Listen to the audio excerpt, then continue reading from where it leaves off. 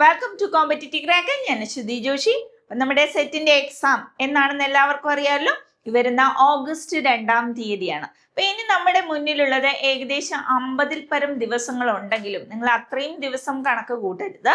ഏകദേശം 45 ദിവസങ്ങൾ നിങ്ങൾ കണക്ക് കൂട്ടിയാൽ മതി.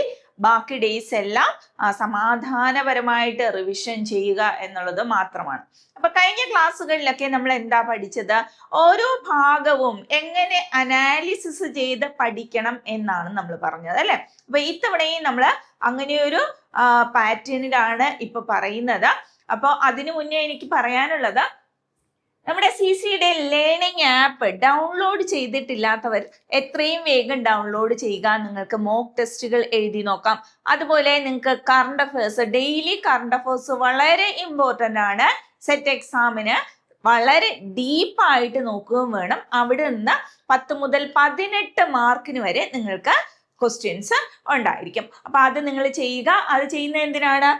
ഈ റിസൾട്ട് പോസ്റ്ററിൽ നിങ്ങളും വരണമെങ്കിൽ കൃത്യമായി അനാലിസിസ് ചെയ്ത് പഠിക്കുക, CA പഠിക്കുക.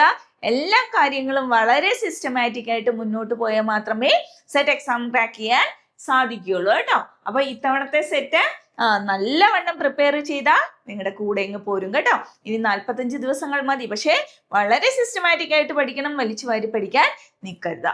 അപ്പൊ നമുക്ക് പ്രീവിയസ് ക്വസ്റ്റ്യൻ പേപ്പറിൽ നിന്ന് തന്നെ പോകാം കേട്ടോ. അനാലിസിസ് ചെയ്ത് പഠിച്ചാൽ മാത്രമേ ഇനി ടൈം ഉള്ളൂ. നോക്കൂ, കേരള റിനേസൻസിന്റെ ഭാഗത്ത് നിന്ന് 2 or 3 ചോദ്യങ്ങൾ നിങ്ങളെ തേടി വരും.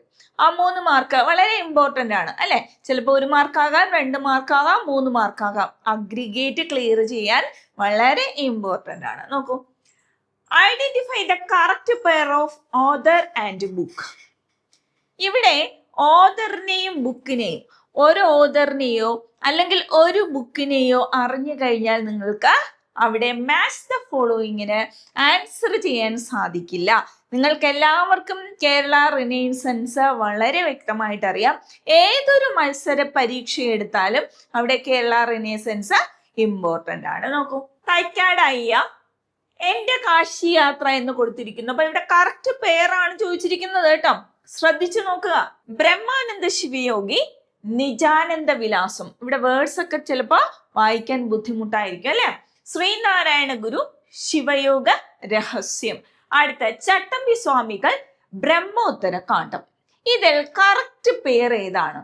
അപ്പൊ പഠിക്കണമെങ്കിൽ ഇവരെ ഇത്രയും പേരെയും വളരെ കൃത്യമായിട്ട് അറിഞ്ഞിരിക്കണം. റിനേസൻസ് ലീഡേഴ്സ് ഇത്രമാത്രമല്ല ഉള്ളതെന്നും നിങ്ങൾക്ക് വ്യക്തമായിട്ട് അറിയാം. ഏകദേശം ഇത്ര പേരെങ്കിലും അറിഞ്ഞിരുന്നാൽ മാത്രമേ നിങ്ങൾക്ക് ഈ ബുക്ക് കണ്ടെത്താൻ പറ്റുള്ളൂ, അല്ലെ?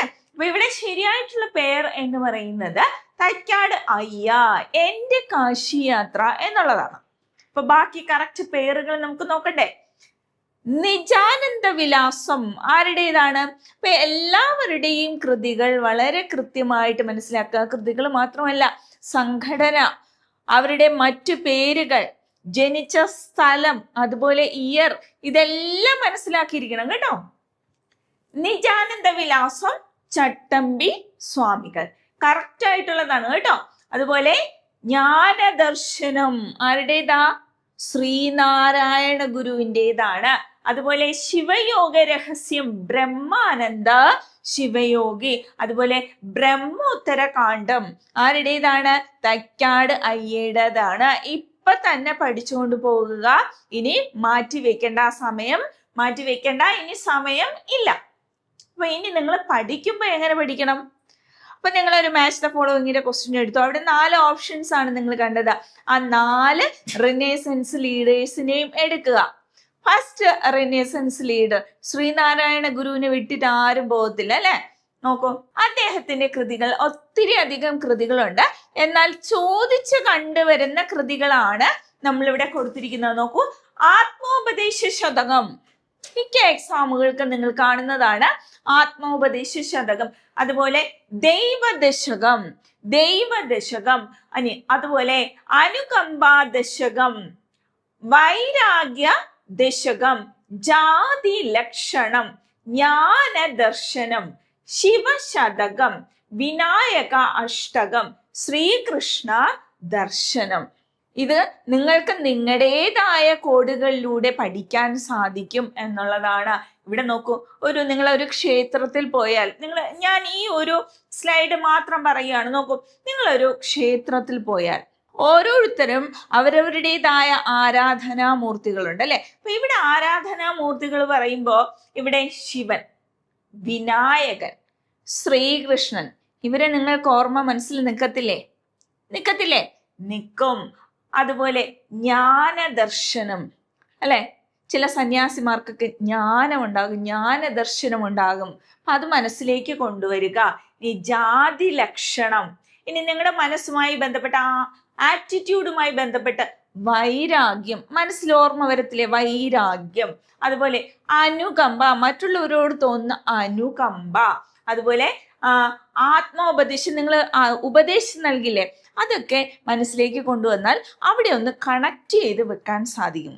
അപ്പൊ മറ്റൊരാളെ കണക്ട് ചെയ്യാൻ പറയുന്നതിനേക്കാൾ ഉപരി നിങ്ങളുമായി ബന്ധപ്പെട്ട കാര്യങ്ങൾ കണക്ട് ചെയ്ത് വെക്കുവാണെങ്കിൽ പെട്ടെന്ന് പഠിച്ചെടുക്കാനും സാധിക്കും കേട്ടോ. നോക്കൂ, ആത്മോപദേശ ശതകം, ദൈവദശകം, അനുകമ്പാ ദശകം. ഇവിടെ വേർഡ്സിന്റെ വായിക്കുന്നതിനുള്ള ബുദ്ധിമുട്ടും കൂടെ കണക്കാക്കിയാണ് പറയുന്നത് കേട്ടോ.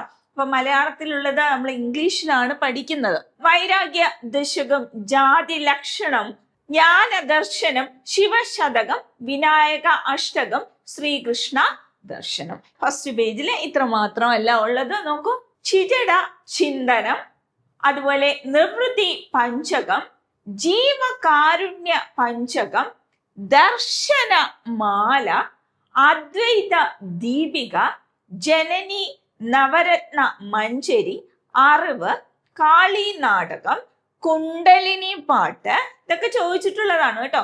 തേവാര പതികങ്ങൾ, അതുപോലെ ഗജേന്ദ്രമോക്ഷം വഞ്ചിപ്പാട്ട്. ഇത്രയല്ല, ഇനിയുമുണ്ട്. അപ്പൊ പ്രധാനപ്പെട്ട ചോദിക്കാൻ സാധ്യതയുള്ള, ചോദിച്ച് കണ്ടുവരുന്ന കൃതികളാണ് ഇവിടെ എഴുതിയിരിക്കുന്നത്. വ്യക്തമായിട്ട് പഠിച്ചിട്ടേ പോകാവൂ കേട്ടോ. അടുത്ത ബ്രഹ്മാനന്ദ ശിവയോഗി. അടുത്ത റിനേസൻസ് ലീഡർ നമ്മൾ കണ്ടത് ബ്രഹ്മാനന്ദ ശിവയോഗിയായിരുന്നു അല്ലെ.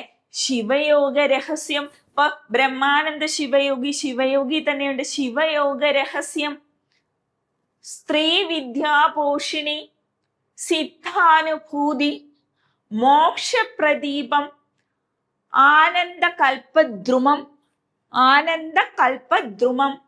ആനന്ദ സൂത്രം, അതുപോലെ രാജയോഗ പരസ്യം, അതുപോലെ വിഗ്രഹാരാധനാ ഖണ്ഡനം. ഇതൊക്കെ ആരുടേതാ? ബ്രഹ്മാനന്ദ ശിവയോഗിയുടെ കൃതികളാണ്. അതുപോലെ തന്നെ നോക്കൂ, ബ്രഹ്മാനന്ദ ശിവയോഗി ആനന്ദ വിമാനം, ആനന്ദമത പരസ്യം, ആനന്ദ കുമ്മി, ആനന്ദഗാനം, ആനന്ദ ദർശനം,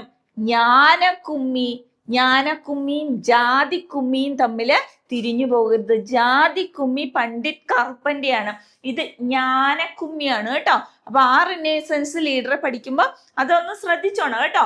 പിള്ള താലോലിപ്പ്, ഇതൊക്കെ ആരുടേതാണ്? ബ്രഹ്മാനന്ദ ശിവയോഗിയുടേതാണ്. കൃത്യമായിട്ട് പഠിക്കുക. ഇനി അടുത്ത ചട്ടമ്പി സ്വാമികൾ വരുമ്പോ എപ്പോഴും ചോദിക്കുന്നതാണ് അല്ലെ.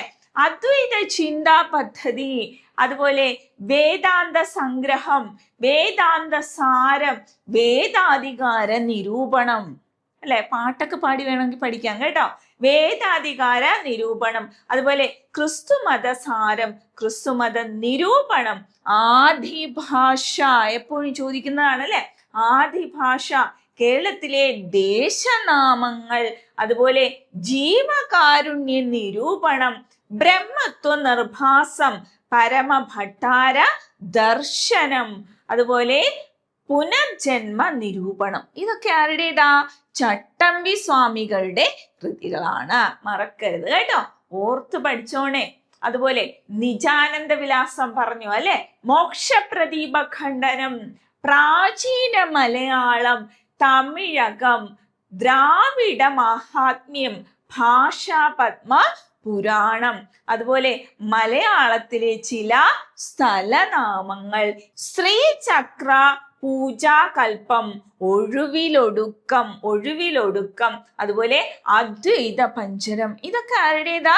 ചട്ടമ്പി സ്വാമികളുടെ കൃതികളാണ്. നമ്മൾ ആകെ ഒരു ക്വസ്റ്റ്യൻ ആണ് നോക്കിയത്. ആ ക്വസ്റ്റ്യനിൽ നിന്ന് നമ്മൾ എന്ത് ചെയ്തു? അതിൽ നിന്ന് റിനേസൻസ് ലീഡേഴ്സിനെ തിരിച്ചെടുത്തു. എന്നിട്ട് അവരുടെ കൃതികളെല്ലാം നമ്മൾ എന്ത് ചെയ്തു? പഠിച്ചെടുത്തു. ഇങ്ങനെ വേണം പഠിക്കാൻ കേട്ടോ, ഇല്ലെങ്കിൽ നിങ്ങൾക്ക് കിട്ടത്തില്ല. Match the following. ഇനി രണ്ടാമത്തെ ക്വസ്റ്റ്യൻ മാച്ച് ദ ഫോളോയിങ് ആണ്. Match the following list on with list 2. കഴിഞ്ഞ ക്വസ്റ്റ്യൻ നമ്മൾ പഠിച്ചു. കഴിഞ്ഞ ക്വസ്റ്റ്യൻ പഠിച്ചപ്പോൾ നമ്മൾ അനാലിസിസ് ചെയ്താണ് പഠിച്ചത് അല്ലെ? അവിടെ നമ്മൾ കൃതികൾ പഠിച്ചു. ഇവിടെ നോക്കൂ നിങ്ങൾ, ആനന്ദ മഹാസഭ, സഭയാണ് കേട്ടോ. അതുപോലെ ആത്മബോധോദയ സംഘം, അതുപോലെ ജാതി നാശിനി സഭ, അടുത്ത സമത്വ സമാജം. അപ്പൊ ഒരു റിനേസൻസ് ലീഡറെ എടുത്താൽ അദ്ദേഹവുമായി ബന്ധപ്പെട്ട റിലേറ്റ് ചെയ്ത് വരുന്ന എല്ലാ ഫാക്ട്സും നിങ്ങൾ അറിഞ്ഞിരിക്കണം. വളരെ ഇമ്പോർട്ടന്റ് ആയിട്ടുള്ള ഫാക്ട്സ് മാത്രം അറിഞ്ഞിരുന്നാൽ മതി, വലിച്ചു വാരി പഠിച്ചുകൊണ്ടിരിക്കണ്ട എന്നുള്ളതാണ് കേട്ടോ. ലിസ്റ്റ് 2 പറഞ്ഞിട്ടുണ്ട് വൈകുണ്ഠ സ്വാമികൾ, ബ്രഹ്മാനന്ദ ശിവയോഗി, ശുഭാനന്ദ ഗുരുദേവൻ, ആനന്ദ തീർത്ഥൻ. അപ്പൊ ഞാൻ ഫസ്റ്റ് ക്വസ്റ്റ്യൻ വിശദമായിട്ട് പറഞ്ഞു. ഈ ക്വസ്റ്റ്യൻ നിങ്ങൾ കൃത്യമായിട്ട് പഠിക്കണം കേട്ടോ. നോക്കൂ, ഓപ്ഷൻ ഡി ആണ് ഇവിടെ ആൻസർ ആയിട്ട് വരിക. A2, B3, C4, D1. എങ്ങനെയാണെന്ന് നമുക്ക് നോക്കാം. ആനന്ദ മഹാസഭ ആരുടേതാണ്? ബ്രഹ്മാനന്ദ ശിവയോഗി. ബ്രഹ്മാനന്ദ ശിവയോഗിയുടെ കൃതികൾ നമ്മൾ പഠിച്ചു അല്ലെ? അപ്പൊ ഇവിടെ ആനന്ദ മഹാസഭയാണ്, അത് ബ്രഹ്മാനന്ദ ശിവയോഗിയാണ്. അത് കൃതിയാണോ? അല്ല. ഇനി ആത്മബോധോദയ സംഘം ആരുടേതാണ്?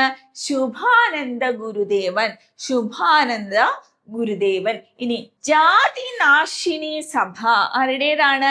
ജാതി നാശിനി സഭ ആനന്ദ തീർത്ഥൻ. ജാതി നാശിനി സഭ ആനന്ദ തീർത്ഥൻ. അതുപോലെ സമത്വ സമാജം, സമത്വ സമാജ സ്ഥാപകൻ വൈകുണ്ഠ സ്വാമികൾ. ആരാണ്? വൈകുണ്ഠ സ്വാമികൾ. ഇങ്ങനെ വേണം നിങ്ങൾ പഠിക്കാനായിട്ട്.